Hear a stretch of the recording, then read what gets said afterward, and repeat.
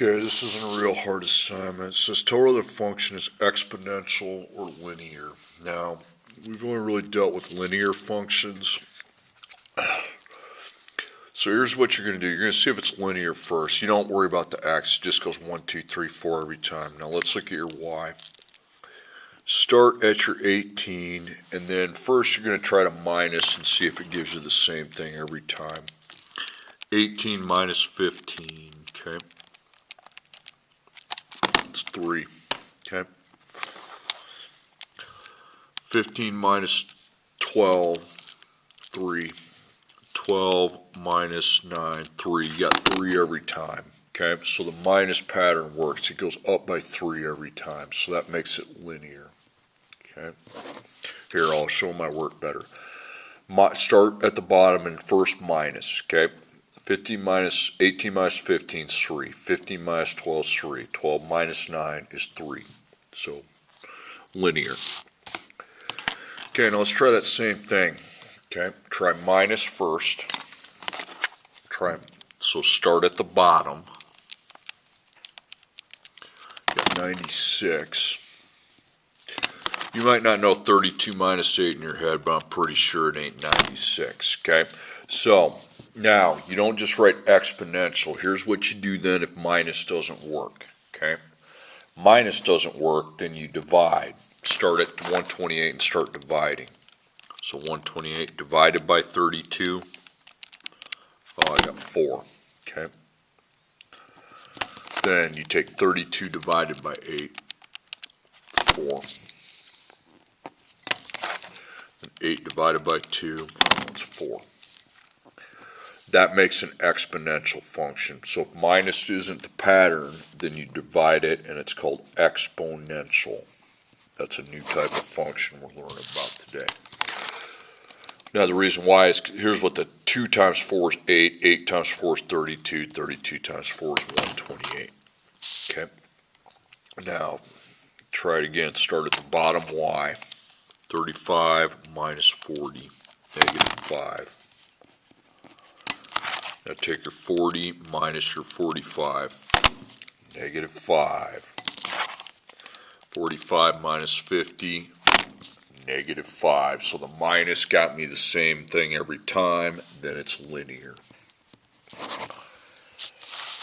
Now take the next one. 8 minus 16, negative 8. Now go to your 16 and minus your 32. Negative 16, so we know it's not linear, okay? Linear can't be used, so minus didn't work. Now try division. So start at 8 and divide by 16, 0.5.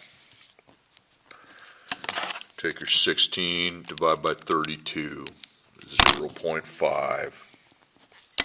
Take your 32, divided by 64, 0.5. So we got the same thing when we divided, so that makes it into an exponential function. Okay, pause video, do 1, 2, 3, 4.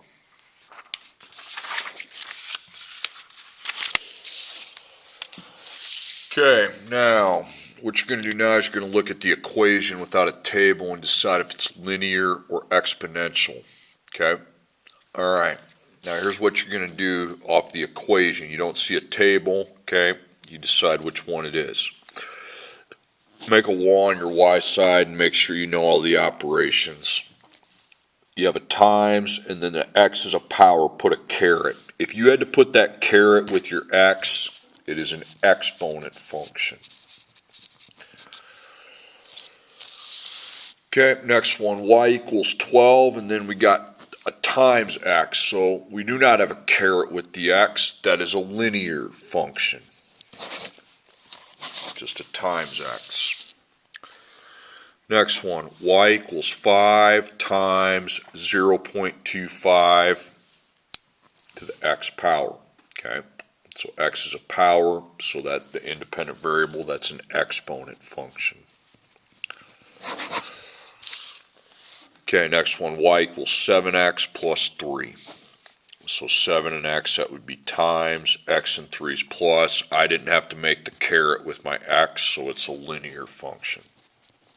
So if you have to make the caret, that's an exponent function. If you don't, assume it's going to be a linear function. Now the last part of this. Tell whether the function represents exponential growth or decay. Okay? Now, these are exponent functions, okay? All of them are, because you got y equals 0.93 times 2, that's a caret. But sometimes on exponent function, it grows as a function or it decays. Decays means gets smaller. So here's how you find which one it does. Make an XY table, really simple, and just put 0, 1, 2 in for x. Now, go to your calculator, enter in 0.93, hit times 2, and hit the caret symbol, but instead of x, we're going to put a 0 in. Okay, 0.93. Now, do the same thing, 0.93 times 2, caret, now we put 1 where the x is at, 1.86. Now, 0.93 times 2, caret, and you put 2 in. Now this 2 goes where the x is. 3.72. What's happening to that y? Is it getting bigger or smaller? It's getting bigger, so it's growth. Okay, that's the answer that you write.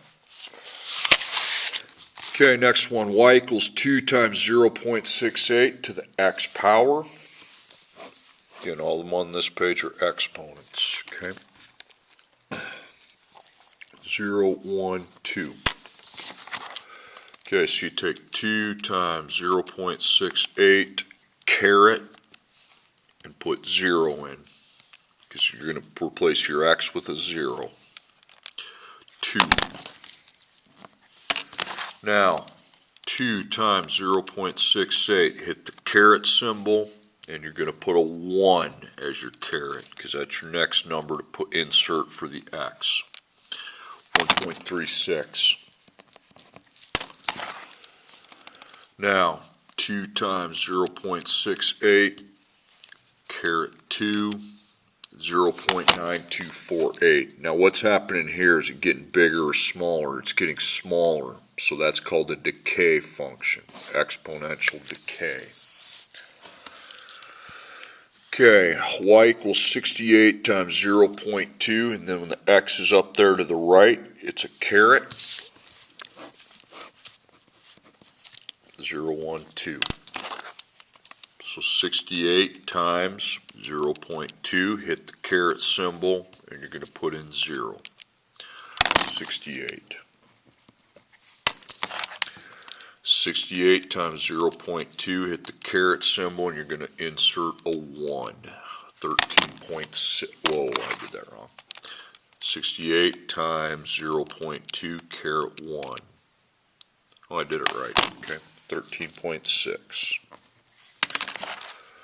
68 times 0.2 caret, you put 2 in, 2.72. Quite clearly that's going down, okay, so that's a decay.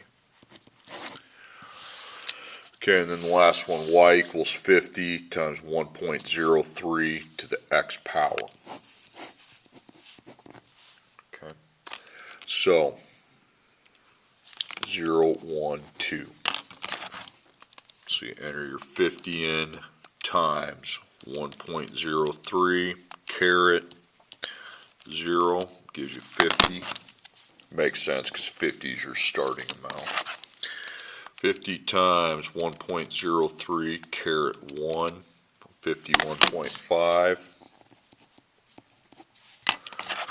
Then I take 50 times 1.03 caret 2, 53.045. That's growth. Now, there's a reason why it's growth and decay. When the when x's base is bigger than one whole, it's growth. When x's base is less than one whole, it's decay. Like 2's bigger than 1, right? So that's why you got growth here. 0.68 is smaller than 1. That's why that's a decay. Okay, 0.2 smaller than 1. That's a decay. 1.03, that's growth.